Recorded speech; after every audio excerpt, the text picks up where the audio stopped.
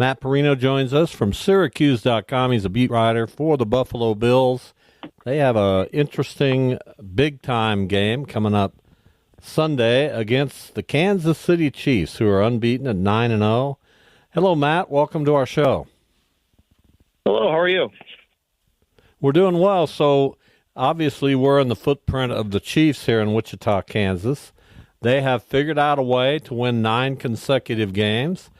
They conceivably could have lost 3 or 4 of those games, but they don't seem to be able to lose. So how does Buffalo pull this off on Sunday?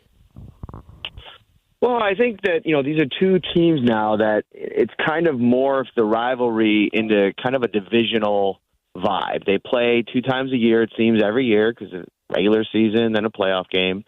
And the last 4 have been one-score games. So, the Bills have won 2 of those, and I think the key to victory is finding a way to not beat yourself, number one, because that's what the Chiefs, they do it so many things so well that if you make your own mistakes and allow them extra opportunities, you put yourself in a really tough spot. And then I think from a running game perspective, this is a Chiefs team that doesn't allow teams to run against them.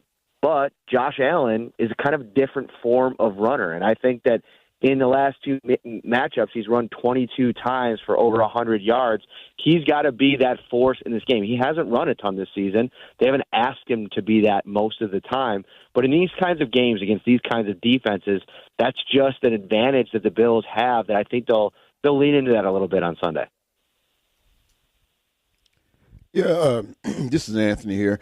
And looking at all the other quarterbacks in the league, you look at Jalen Hurts, and he got Saquon Barkley. You look at the guy at Baltimore, I can't even think of his name, but he got Lamar Jackson, and they got him a running back in Derrick Henry. But when you look at Josh Allen and some of the weapons that he's lost and how he has this team playing and rallying around him, wouldn't it be conceivable to say maybe you can put Josh Allen in the MVP talk as well, too? Because look like he's doing more with less. He's definitely doing more with less. I think the problem, it feels like the award comes down. Like I think Lamar is the MVP right now, just specifically numbers-wise. His team's been at the top of the conference. The problem is I didn't think Lamar was the MVP last year, but his team finished as the number 1 seed in the AFC, and I almost felt like he got a little bit of a bump off of that. So who knows if the numbers are kind of close at the end of the season, if the person that doesn't just get the bump is the team that finished first overall. And who knows, like Patrick Mahomes, we've seen it before. If he goes on an absolute tear in the second half of the season, they're getting healthier. You would imagine maybe getting Pacheco back here in the next couple of weeks is going to unlock that offense even more. I can feasibly see that. But, yeah, to your point, I think Josh Allen has definitely put himself in the conversation. And I think there's an argument to be made, a big reason why Lamar won those awards, specifically the first one, felt like he was doing more with less. And I think that means a lot more. When you have Travis Kelce, when you have the offensive line that's built there, that's something that you always think about when you think about Patrick Mahomes. And for a long time with Josh Allen, when you thought about him, the first thought was about Stephon Diggs, and now that's not there anymore, and he's doing it with this collection of players. I think if you polled most NFL fans that don't play fantasy football and told them who's Khalil Shakir, who's Mac Hollins, who's Curtis Samuel, they'd probably be puzzled to tell you. And those have been the big pieces in this offense. Now, the one thing with the Bills' offense is James Cook, he has moments where he's a superstar. They don't lean into that, though. I don't know if that's the body type. I don't know if that's just he's had some drops over the course of his career, but he had a huge game in the regular season game against the Chiefs last year, went for 141 total yards, had that touchdown in the first quarter. I think he's going to be the emphasis for what they try to do in the run game and the pass game on Sunday. Talking with Matt Parrino, Buffalo, Kansas City, the late Sunday afternoon game here on our sister station, KNSS, also, of course, nationally televised on CBS. The Bills started 3-0. Then they played at Baltimore, at Houston. They lost both of those games. Now they've won 5 in a row again, but not against any playoff contenders. I guess Miami could be somewhat considered, but and maybe Arizona, but not really. So how important is this stretch of games for Buffalo? After Kansas City, they go they're at home against the 49ers. Then they go to the Rams, and then they go to Detroit. How important is it for Buffalo to win some of these games against legitimately really strong playoff teams? I mean, it's definitely important. It's important to, them wanting to maybe host 2 playoff games. If the Chiefs win this week, they've got the track to the 1 seed. They might have it either way. And, the Bills do have a tough 4-game stretch here with 2 losses already on the schedule. You drop 2 of those, you drop 3 of those, and then all of a sudden the math starts to change a little bit.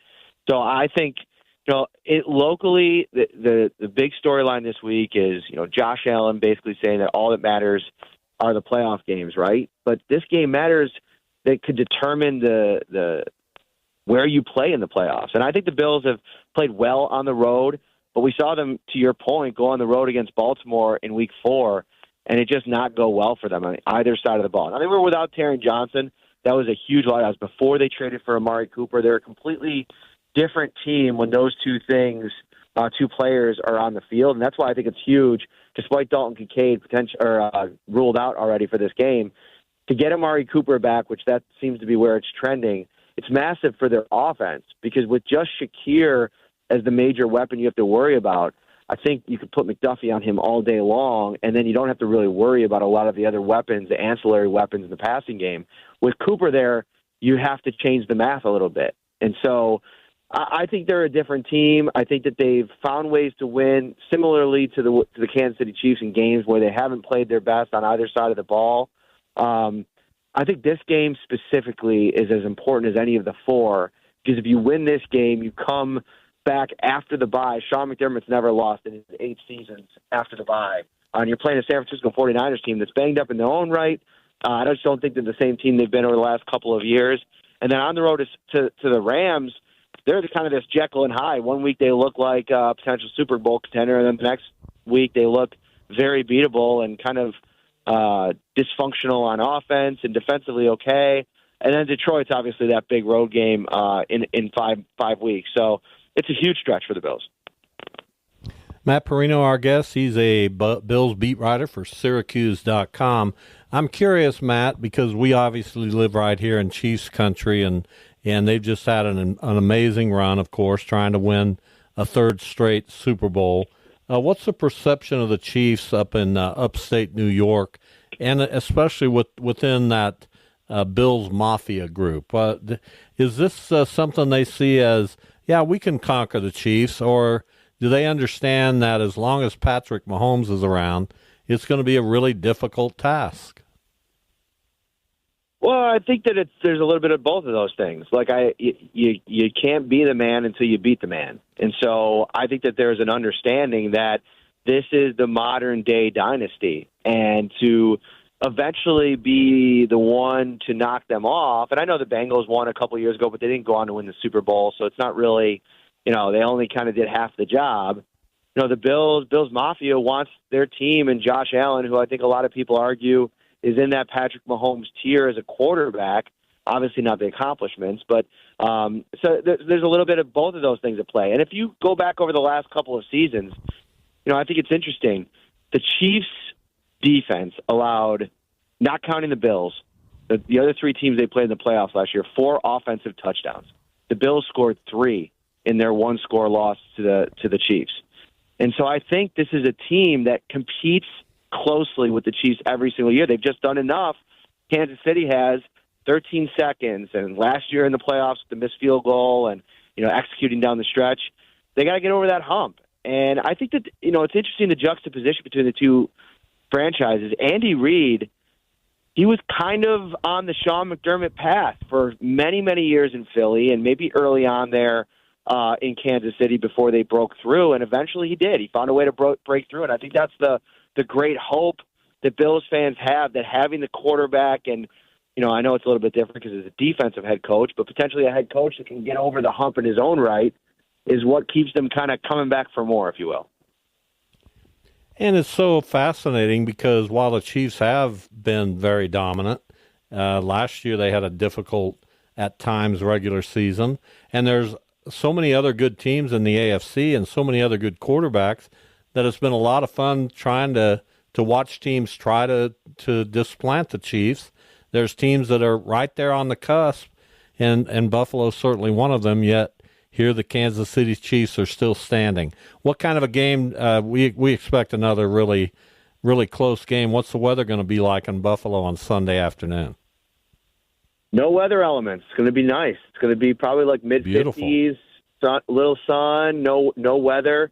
So this will be a true, test for, these two teams, and we get an idea of where they both stack up.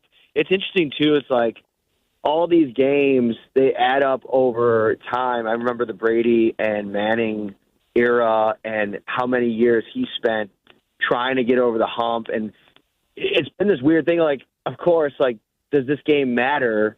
Because, of course, it matters because the Bills are chasing the 1 seed and positioning.